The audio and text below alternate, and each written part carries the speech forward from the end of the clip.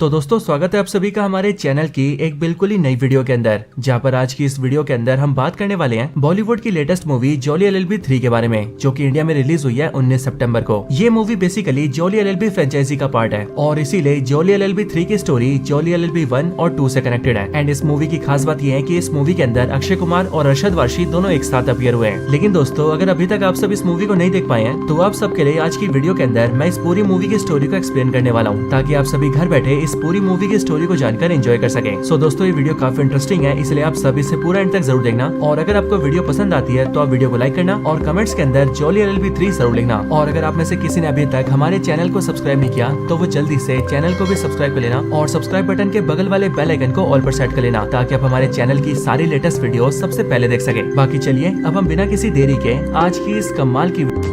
तो दोस्तों इस मूवी की स्टार्टिंग होती है साल 2011 में राजस्थान के परसौल गांव से। और इस समय पर राजस्थान के परसौल गांव के अंदर हम ये देखते हैं कि ये पूरा गांव किसानों का गांव होता है, जहां पर सारे लोग खेती करते हैं और अपने गांव के घरों में बड़ी खुशी से रहते हैं। अब इसी गांव के अंदर हम एक किसान की स्टोरी देखते हैं, जिस किसान का नाम होता है राजा राम सोलंकी। राजा राम सोलंकी भी इस गाँव के अंदर एक फार्मर होता है और इसकी एज 60 से 65 साल होती है। इसके अलावा राजा राम सोलंकी की फैमिली के अंदर उसकी वाइफ होती है और उसके शहीद बेटे की बीवी होती है। एंड हमें पता लगता है कि राजा राम सोलंकी का बेटा कुछ टाइम पहले फौज में नौकरी किया करता था, जहाँ पर फौज की नौकरी करने के दौरान ही वो शहीद हो गया था। और अब क्योंकि राजा राम सोलंकी का इकलौता बेटा मर गया था एंड वो काफी गरीब भी था, इसीलिए राजा राम सोलंकी अपने घर को चलाने के लिए अपने बचे कुचे जमीन को एक जमींदार के पास गिरवी रख देता है। और वो जमींदार से ये डील करता है कि वो जैसे उधार के पैसे चुकाएगा वैसे वो उससे अपनी जमीन वापस ले लेगा। लेकिन दोस्तों हम ये देखते हैं कि राजा राम सोलंकी जिस जमींदार को अपनी जमीन देता है वो जमींदार एक काफी लालची और बुरा इंसान होता है। और वो इसीलिए क्योंकि वो राजा राम सोलंकी की जमीन के गलत पेपर्स बनवाता है और वो झूठे पेपर्स में ये लिखवा देता है कि वो राजा राम सोलंकी की जमीन को हथिया सकता है। और फिर इसीलिए इसके आगे चलकर हम ये देखते हैं कि गांव का वो जमींदार गांव के तहसीलदार को और गांव के डीएम यानी कि डिस्ट्रिक्ट मजिस्ट्रेट को दोनों को अपनी तरफ कर लेता है और उनकी मदद से राजा राम सोलंकी की जमीन को हथिया लेता है। इस चीज को देखकर राजा राम सोलंकी काफी ऑब्जेक्शन करता है, लेकिन इस मैटर में ना तो तहसीलदार उसकी मदद करता है और ना ही डीएम। और फिर इसीलिए जब राजा राम सोलंकी अपनी पुरखों की दी हुई जमीन को नहीं बचा पाता तब वो इस पूरे करप्ट सिस्टम के आगे अपने घुटने टेक देता है और एक नदी में कूदकर आत्महत्या कर लेता है। लेकिन फिर दोस्तों इसके बाद ही कहानी शिफ्ट होती है और हम सीधा कोर्ट को देखते हैं। ये कोर्ट दिल्ली का 30 हजारी कोर्ट होता है, जहाँ पर हमें पता लगता है कि हमारी मूवी के दोनों मेन कैरेक्टर्स यानी कि अक्षय कुमार और अरशद वारसी, जिनका कि दोनों का ही मूवी के अंदर नाम जॉली है, वो दोनों इसी कोर्ट में प्रैक्टिस करते हैं। अब अगले पल इसी कोर्ट के अंदर हम एक केस को देखते हैं, जो केस असल में एक लड़के का होता है जो कि लड़की बन के घूमता है। असल में ये लड़का एक फ्रॉड होता है जो कि लड़की का भेष बनाकर अमीर बूढ़े लोगों को इम्प्रेस करता है और किसी तरह से उनसे शादी करके उनकी सारी प्रॉपर्टी चोरी करके भाग जाता है। और इस बार भी इस लड़के ने एक लड़की बनकर एक बूढ़े इंसान के साथ शादी कर ली थी, लेकिन समय रहते इस बूढ़े इंसान के साथ साथ उसकी पूरी फैमिली को उसका राज पता लग जाता है, जिसके बाद ही वो लोग उसके ऊपर कोर्ट केस कर देते हैं। अब लेकिन हम ये देखते हैं कि उस लड़के का जो केस होता है वो अक्षय कुमार देखता है, यानी कि जॉली 2। और यहाँ पर जॉली 2 यानी कि अक्षय कुमार बड़े आराम से इस लड़के को बेल दिलवा देता है और उसे जेल जाने से बचा लेता है। लेकिन दोस्तों इसके बाद ही हमें पता लगता है कि ये केस असल में जॉली 1 का था, यानी कि अरशद वारसी का। लेकिन अब क्योंकि अरशद वारसी कोर्ट पहुंचने में लेट हो गया था, इसीलिए अक्षय कुमार ने अपने जॉली नाम का फायदा उठाया और वो इस क्लाइंट का वकील बनके कोर्ट में आ गया। जिसके बाद इस कोर्ट को बेल दिलाने के बाद उसने इससे पैसे भी ले लिए। और अब इसीलिए जैसी ये सारी बात जॉली 1 को पता लगती है, वैसी वो जॉली 2 से यानी कि अक्षय कुमार से झगड़ा करता है और उससे झगड़ा करके केस के आधे पैसे भी ले लेता है। अब दोस्तों ये जो मूवी है यानी कि जॉली एलएलबी 3 ये बेसिकली कॉमेडी मूवी भी है और इसीलिए मूवी के इन्हीं सारे सीन्स के अंदर काफी सारी कॉमेडी है। बाकी दोस्तों इसके बाद ही हम इन दोनों जॉली की लाइफ भी देखते हैं, जहाँ पर हमें पता लगता है कि जॉली 1 यानी कि अरशद वारसी की अब शादी हो चुकी है और साथ ही साथ उसकी फैमिली में अब उसकी एक छोटी बेटी भी है। इसके साथ ही जॉली 2 की भी अपनी फैमिली सेटल है एंड वो भी अपनी वाइफ के साथ काफी खुश है। अब दोस्तों सारी चीजें काफी शांति से चल रही होती है, लेकिन फिर एक दिन हम ये देखते हैं कि राजस्थान के जिस गाँव से राजा राम सोलंकी था यानी कि राजस्थान के परसौल गाँव से, उसी गाँव से काफी सारे किसान पैदल चलते हुए दिल्ली आते हैं और दिल्ली आके हड़ताल के जरिए अपनी मांगे रखते हैं। लेकिन दोस्तों जब ऐसा करके इन किसानों को कोई भी फायदा नहीं होता, तब इन सारे किसानों की मुलाकात एक एनजीओ से होती है, जो एनजीओ एक्चुअल में गरीब इंसानों की हेल्प करता है। अब इसी एनजीओ से जॉली 1 की यानी कि अरशद वारसी की वाइफ भी जुड़ी होती है, क्योंकि जॉली 1 की वाइफ को भी अच्छे काम करना काफी पसंद होता है। और यही जॉली 1 की वाइफ इन्हीं सारे किसानों में से एक लेडी से मिलती है, जो लेडी एक्चुअल में राजा राम सोलंकी की वाइफ होती है एंड इनका नाम होता है जानकी राजा राम। अब जानकी राजा राम को मूवी के अंदर जानकी अम्मा कहा गया है और इसलिए हम भी मूवी में इन्हें आगे जानकी अम्मा ही कहेंगे। अब जॉली 1 की वाइफ जानकी अम्मा से मिलकर उनकी पूरी स्टोरी जानती है कि किस तरह से उनके हस्बैंड राजा राम सोलंकी की जमीन को हड़पा गया और किस तरह से उस गम में राजा राम सोलंकी ने सुसाइड कर लिया। अब जानकी अम्मा की पूरी स्टोरी को जानने के बाद जॉली 1 की वाइफ उसे अपने हस्बैंड से मिलवाती है और वो अपने हस्बैंड से यानी कि जॉली से कहती है कि प्लीज तुम जानकी अम्मा का केस लड़ लो। अब जॉली 1 वैसे तो एक अच्छा इंसान था, लेकिन वो ये जानता था कि उसे जानकी अम्मा का केस लड़ने के कोई पैसे नहीं मिलेंगे और इसीलिए वो जानकी अम्मा का केस लड़ने के लिए आनाकानी करता है एंड उन्हें बहाने से जॉली 2 के पास भेज देता है, वो भी ये बोलकर कि असली जॉली वो है। लेकिन फिर इसके बाद जानकी अम्मा जैसी जॉली 2 के पास पहुंचती है, यानी कि अक्षय कुमार के पास, वैसी वो बड़ी होशियारी से जानकी अम्मा को जॉली 1 के घर तक ले जाता है। जिसके बाद जॉली 1 को यानी कि अरशद वारसी को ना चाहते हुए भी जानकी अम्मा का केस लेना पड़ता है। हालांकि इसके बाद जॉली 1 जानकी अम्मा का केस लेकर कोर्ट में जाता है और उनकी तरफ से कोर्ट में पिटीशन फाइल करता है। और फिर इसके बाद दोस्तों हमें पता लगता है कि असल में ये जो केस है ये जानकी अम्मा ने किया है एक बहुत ही बड़ी कंपनी के ऊपर, जिस कंपनी का नाम है इंपीरियल ग्रुप ऑफ इंडस्ट्रीज। अब दोस्तों इसी केस पर पूरी मूवी की स्टोरी टिकी हुई है, लेकिन इस केस की जो डिटेल्स है ये हमें आगे पता लगेंगी। हालांकि दोस्तों जॉली 1 जैसी जानकी अम्मा के केस की पिटीशन फाइल करता है, वैसी कोर्ट के अंदर हम ये देखते हैं कि कंपनी के डिफेंस में आता है जॉली 2 यानी कि अक्षय कुमार, और वो इसीलिए क्योंकि इंपीरियल ग्रुप कंपनी ने जॉली 2 को हायर किया होता है। हालांकि आप सब ये सोच रहे होंगे कि जब इतनी बड़ी कंपनी है तो वो बहुत बड़े वकील भी हायर कर सकती है, तो आखिरकार ऐसे में उसने जॉली 2 जैसे नॉर्मल वकील को क्यों हायर किया है। तो दोस्तों मूवी के अंदर हमें इसका भी आंसर मिलता है और हमें बताया जाता है कि एक्चुअल में इस कंपनी का जो वकील है वो काफी बड़ा लॉयर है, एक ऐसा लॉयर जो कि हाई कोर्ट और सुप्रीम कोर्ट के केसेस देखता है। और उस लॉयर को मूवी के अंदर प्ले किया है एक्टर राम कपूर ने। बट एक्चुअली में मूवी का ये बड़ा लॉयर इस टाइम पर लंदन में होता है और लंदन में वो इंडिया से भागे हुए एक बहुत ही बड़े बिजनेसमैन का केस हैंडल कर रहा होता है, जिस इंडियन बिजनेसमैन का नाम होता है वीएम। अब वैसे दोस्तों हमें यहाँ पर वीएम की फुल फॉर्म तो नहीं बताई जाती, लेकिन जैसा कि हम सभी गेस कर सकते हैं कि इंडिया से लंदन भागा हुआ बड़ा बिजनेसमैन और कोई नहीं बल्कि विजय माल्या ही है। एंड इसीलिए हो नाउ इस वीएम की फुल फॉर्म विजय माल्या ही है, जो कि शायद से हमें मूवी के अंदर शॉर्ट फॉर्म करके बताई गई है। लेकिन अब क्योंकि इस कंपनी का ये बड़ा वकील लंदन में वीएम का केस देख रहा होता है, इसलिए जल्दीबाजी में एक कंपनी जॉली 2 को अपना केस देती है और इसीलिए हम ये देखते हैं कि कोर्ट के अंदर जॉली 1 और जॉली 2 आपस में एक दूसरे से केस लड़ना स्टार्ट करते हैं। और दोस्तों सबसे खास बात तो ये होती है कि इनके इस केस का जज भी और कोई नहीं बल्कि सुंदरलाल त्रिपाठी होता है, यानी कि बिल्कुल वही जज जो कि हमें जॉली LLB 1 और जॉली LLB 2 में दिखा था। अब दोस्तों इस केस के स्टार्ट होते हम ये देखते हैं कि इस कंपनी ने काफी सारे सबूतों को घुमा फिरा दिया होता है और इसीलिए जब जॉली 1 कोर्ट के अंदर जानकी अम्मा की पिटीशन को रखता है और जज से ये मांग करता है कि उनके केस को फाइल किया जाए, तब जॉली 2 यानी कि अक्षय कुमार बड़े आराम से इस केस को खारिज करवा देता है और जज सुंदरलाल त्रिपाठी से ये ऑर्डर करवा देता है कि वो लोग इस कोर्ट के अंदर जानकी अम्मा के केस को रजिस्टर ही नहीं करेंगे। अब इस ऑर्डर को सुनने के बाद जॉली 2 काफी खुश होता है और वो सीधा जाकर कंपनी के एक सीनियर मेंबर से मिलता है जिसका नाम होता है श्रीवास्तव, और श्रीवास्तव से मिलकर जॉली 2 उससे अपने पैसे मांगता है एंड वो उससे कहता है कि उसने कोर्ट के अंदर उन्हें जितवा दिया है और उनके कहने पर उस पिटीशन को खारिज करवा दिया है, इसीलिए वो चाहता है कि वो लोग उसके 25,000 की फीस उसे दे दें। अब एक्चुअली दोस्तों इस टाइम पर जॉली 2 श्रीवास्तव से मिलने के लिए इंपीरियल कंपनी के मालिक के घर आया होता है, इसीलिए वो ये देखता है कि यहाँ इस टाइम पर एक पार्टी चल रही होती है और इस पार्टी को ऑर्गेनाइज किया होता है इंपीरियल कंपनी के मालिक हरिभाई खेतान ने। अब जॉली 2 जैसे अपने सामने हरिभाई खेतान को देखता है वैसे ही वो श्रीवास्तव से बोलता है कि वो उसे हरिभाई खेतान से मिलवा दे, लेकिन जॉली 2 की बात को सुनकर श्रीवास्तव उससे कहता है कि हरिभाई खेतान एक बहुत बड़े आदमी है और इसीलिए मैं जब उनसे मिला था तब उस टाइम पर मैंने भी उनसे मिलने के लिए काफी कोशिशें की थी और पूरे 1 साल से कोशिश करने के बाद मेरी हरिभाई खेतान से मुलाकात हुई थी, लेकिन इसके बाद भी हरिभाई खेतान को मेरा नाम याद करने में 2 साल लगे थे और इसीलिए तुम तो ये भूल ही जाओ कि तुम डायरेक्टली हरिभाई खेतान से मिल पाओगे। लेकिन दोस्तों वो लोग ये बात कर ही रहे होते हैं कि तभी हम ये देखते हैं कि हरिभाई खेतान खुद ही उन दोनों के पास जाते हैं और वो सीधा जॉली 2 से बात करते हैं। हालांकि दोस्तों आप सभी ने इस वाले सीन को मूवी के ट्रेलर में भी देखा होगा। अब दोस्तों इसके बाद ही हरिभाई खेतान जॉली 2 से बातचीत करते हैं और उसी बातचीत के दौरान जो जॉली 2 होता है वो हरिभाई खेतान से अपनी फीस मांग लेता है, लेकिन वो हरिभाई खेतान को फीस 25,000 नहीं बल्कि 50,000 बताता है, लेकिन उसके बोलते ही हरिभाई खेतान उसे 50,000 रुपए दे देता है और वो जॉली 2 को अपनी कंपनी के मेन वकीलों में हायर कर लेता है। एक्चुअली में हरिभाई खेतान को ये पता होता है कि जॉली 2 की जो फीस थी वो 25,000 थी, लेकिन जैसे ही जॉली 2 को मौका मिला वैसे उसने 25 की बजाय 50,000 मांग लिए और इसीलिए हरिभाई खेतान को जॉली 2 की ये क्वालिटी अच्छी लगती है एंड इसीलिए वो जॉली 2 को अपनी कंपनी के अंदर एक बड़ा लॉयर हायर करता है एंड वो जॉली 2 से कहता है कि वो उसे पर डे के 50,000 रुपए देगा और अब क्योंकि जॉली 2 को भी ऑफर अच्छा लगता है इसीलिए वो उसकी बात मान लेता है। अब इसके बाद जॉली 2 बड़ी खुशी से अपने घर आता है, लेकिन जब जॉली 2 अपने घर आता है तब वो ये देखता है कि उसके घर के बाहर जानकी अम्मा बैठी है जो कि इस टाइम पर काफी ज्यादा गुस्से में और काफी ज्यादा उदास होती है। जानकी अम्मा को बहुत ज्यादा गुस्सा आ रहा था, लेकिन साथ ही उसे इस बात का बहुत ज्यादा बुरा भी लगा था कि जॉली 2 ने कोर्ट में उसकी केस को फाइल भी नहीं होने दिया और उसने बड़े आराम से उसकी लगाई हुई पिटीशन को खारिज करवा दिया। अब यहाँ पर जानकी अम्मा जॉली 2 को अपनी स्टोरी बताती है एंड वो जॉली 2 से कहती है कि वो एक बार उसकी कहानी सुन ले, जिसके बाद जॉली 2 को जो करना है वो कर सकता है। अब दोस्तों इसके बाद ही जानकी अम्मा जॉली 2 को अपनी स्टोरी बताना स्टार्ट करती है, जिस स्टोरी में वो ये बताती है कि आज से कई समय पहले हमारे छोटे से परसोल गाँव के अंदर हरिभाई खेतान ने अपनी इंपीरियल कंपनी के साथ कदम रखा था और वो बेसिकली हमारे गाँव की जमीन के ऊपर एक बहुत ही बड़ा प्रोजेक्ट बनाना चाहता था, जिस प्रोजेक्ट के अंदर वो काफी सारी बड़ी बिल्डिंग्स बनाता, काफी मॉल्स बनाता, यहाँ तक कि रेसिंग कार्स के लिए ट्रैक्स भी बनवाता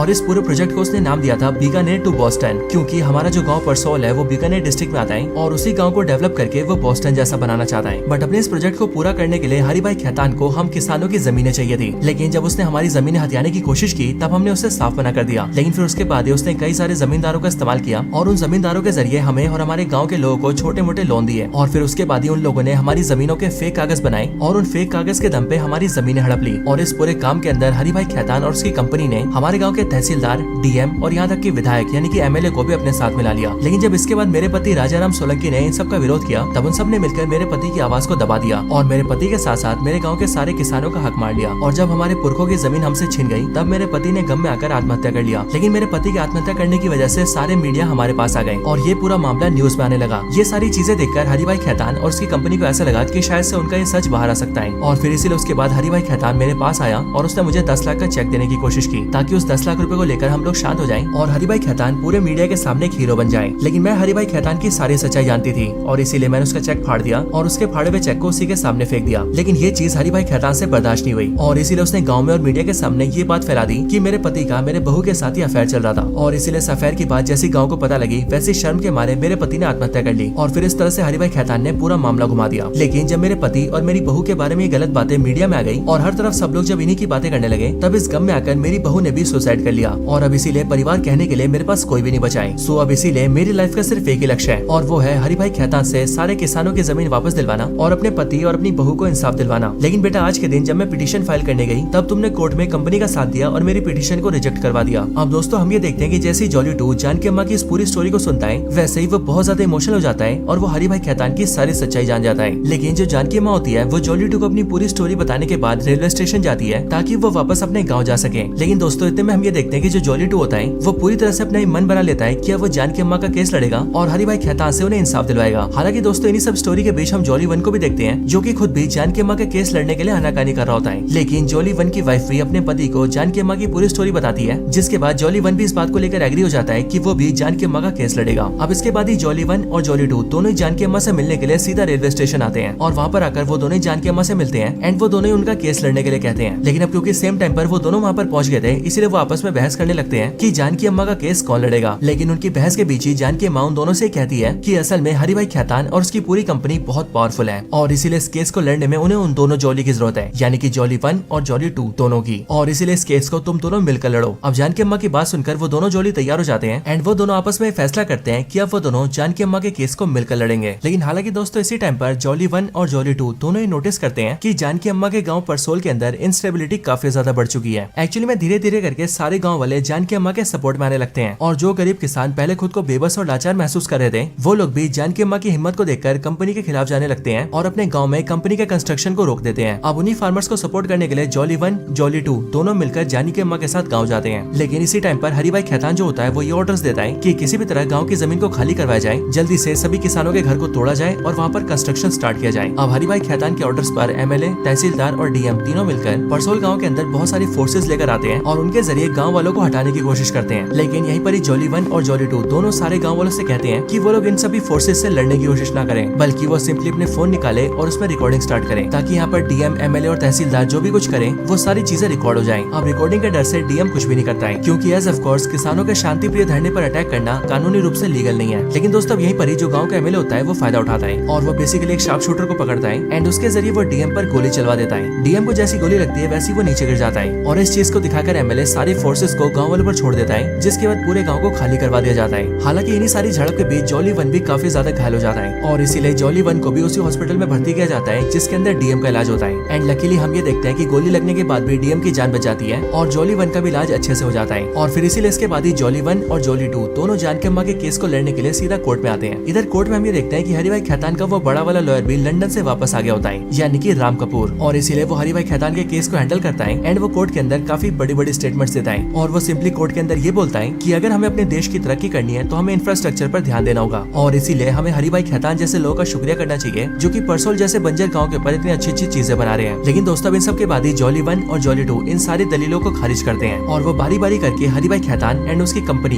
इंपीरियल ग्रुप की सारी सच्चाई बाहर लेकर आते हैं। जिसके बाद ये दोनों जॉली मिलकर कोर्ट के अंदर ये बातें साबित कर देते हैं कि हरी भाई खैतान एंड उसकी कंपनी ने काफी सिस्टमैटिक तरीके से पूरे गाँव वालों के सारे लोगों की जमीन एक्वायर कर ली है। वो लोग कोर्ट में साबित करते हुए इन बातों को बताते हैं कि हरी भाई खैतान और उसकी कंपनी सबसे पहले गाँव के अंदर सर्वे करती है और अपने सोर्सेज के जरिए वो ये जान लेते हैं कि गाँव के अंदर कितने लोग हैं, परिवार के अंदर कितने लोग रहते हैं, कौन से परिवार के पास कितना पैसा है, वो लोग क्या काम करते हैं एंड उन्हें फाइनेंशियली किन किन चीजों की जरूरत है। और फिर इन सारे सर्वे से उन्हें पता लग जाता है कि गांव की किसी फैमिली को अपनी बेटी की शादी के लिए पैसा चाहिए, किसी को अपने बेटे की जॉब लगाने के लिए पैसा चाहिए, तो काफी सारे लोगों को तो खाने पीने के लिए पैसा चाहिए। और फिर इसीलिए इन सारी बातों को जानने के बाद ही हरी भाई खैतान अपने भेजे हुए जमींदारों का इस्तेमाल करके उन सभी गाँव वालों को पहला फुसलाकर छोटे मोटे लोन्स देता है और उन सभी गाँव वालों की जमीनों के पेपर्स ले लेता है। जिसके बाद वो उनके जरिए फेक डॉक्यूमेंट्स तैयार करवाता है और फिर उन जमींदारों के थ्रू उन सारे गाँव वालों की जमीनों को कैप्चर कर लेता है। और ऐसा सब करने के लिए हरी भाई खैतान एंड उसकी कंपनी ने इस पूरे गाँव के तहसीलदार, डीएम और यहाँ तक की एमएलए को भी अपने साथ मिला रखा है और ये सब करने के लिए उन लोगों को भी काफी सारे पैसे दिए गए हैं। और फिर दोस्तों इन सारी चीजों के बाद जॉली 1 और जॉली 2 दोनों मिलकर परसोल गांव के डीएम को जिसे गोली लगी थी उसे जख्मी हालत में कोर्ट के अंदर पेश करते हैं ताकि कोर्ट के अंदर डीएम गवाही दे सके। अब डीएम कोर्ट के अंदर बताता है कि यहाँ पर आना उसका खुद का फैसला था और वो इस हालत में भी ये चाहता था कि वो यहाँ आकर गवाही दे। अब इसके बाद डीएम सारी सच्चाई बताता है और वो ये कहता है कि हरिभाई खैतान एंड उसकी कंपनी ने हम सभी को ब्राइब दिया था, यानी कि रिश्वत, और इसीलिए हमने उनके साथ मिलकर सारे गाँव वालों की जमीनों को हड़पाए और सारी जमीन हरिभाई खैतान की कंपनी को दे दिया है। लेकिन अब मैं कोर्ट से कुछ भी नहीं छुपा रहा हूँ और वो इसीलिए क्योंकि मैं समझ चुका हूँ कि ये सब के सब लालची लोग हैं। इन्हें जब मेरी जरूरत थी तब इन्होंने मुझे रिश्वत दी और जब मेरी जरूरत खत्म हो गई तब मुझे ही गोली पड़वा दी। अब दोस्तों इसके बाद ही जॉली 1 और जॉली 2 इस बात को भी साबित कर देते हैं कि डीएम को गोली मारने के पीछे भी हरिभाई खैतान का ही हाथ था और ऐसा इसीलिए क्योंकि डीएम को जो गोली लगी होती है वो गोली उस रजिस्टर्ड गन से चली होती है जो गन एमएलए के पास होती है और एमएलए ने ये सब हरिभाई खैतान एंड उसकी कंपनी के कहने पर किया होता है। हालांकि दोस्तों इन सब के बाद ही अरशद वारसी यानी कि जॉली 1 कोर्ट को ये बताता है कि जिस तरह से परसोल गाँव के अंदर हरिभाई खैतान और उसकी कंपनी एक बहुत बड़ा प्रोजेक्ट कर रही है, बिल्कुल वैसे ही दिल्ली शहर के अंदर भी सरकार काफी बड़े प्रोजेक्ट को कर रही है। लेकिन जहाँ पर सरकार को वो चीजें बनानी है उन जगहों पर काफी सारे लोगों के घर आ रहे हैं, बट एक्चुअल में वो एरिया काफी अमीर लोगों का एरिया है और इसीलिए वहाँ पर काफी बड़े बड़े घर है। और फिर यही सब बताते हुए वहाँ पर जॉली 1 एक घर की फोटो दिखाता है जो घर असल में हरिभाई खैतान का होता है और वो कोर्ट के अंदर हरिभाई खैतान से कहता है कि सरकारी प्रोजेक्ट को बनाने में हरिभाई खैतान के घर को अक्वायर करना होगा क्योंकि वहाँ की जमीन पर ही सरकार प्रोजेक्ट बनाना चाहती है। और इसीलिए वो कोर्ट के सामने हरिभाई खैतान से पूछता है कि क्या वो देश को आगे बढ़ाने में सरकार को अपना घर और अपनी जमीन देगा। लेकिन हम ये देखते हैं कि हरिभाई खैतान इस बात के लिए मना कर देता है और वो अपने घर की तस्वीर को फाड़ देता है। लेकिन फिर इसके बाद ही जॉली 1 एक दूसरे घर की फोटो दिखाता है जो घर एक्चुअल में उस आदमी का होता है जो कि हरिभाई खैतान एंड उसकी कंपनी के लिए फेक रिपोर्ट्स तैयार करता है और वो कोर्ट से कहता है कि अगर ये भी अपना घर दे दे तो भी सरकार का प्रोजेक्ट पूरा हो सकता है और हमारा देश तरक्की कर सकता है। लेकिन एज ऑफ कोर्स वो भी अपना घर देने से मना कर देता है। बट फिर इसके बाद जॉली 1 हरिभाई खैतान के लॉयर का घर दिखाता है और लॉयर से कहता है कि वो अपना घर दे दे, लेकिन एज ऑफ कोर्स लॉयर भी अपना घर देने से मना कर देता है। लेकिन इन सब के बाद ही जॉली 1 कोर्ट के अंदर जज सुंदरलाल त्रिपाठी का घर दिखाता है और वो जज साहब से कहता है कि वो अपना घर दे दे ताकि सरकार प्रोजेक्ट पूरा कर सके। लेकिन एज ऑफ कोर्स जज भी ऐसा करने से मना कर देता है और वो कहता है कि ये मेरा घर है इसलिए मेरी मर्जी चलेगी और कोई भी दूसरा मुझे अपना घर देने के लिए बाध्य नहीं कर सकता है। अब जज की इस बात को सुनते ही जॉली 1 कोर्ट में कहता है कि जज साहब यही तो हमारा पूरा केस है।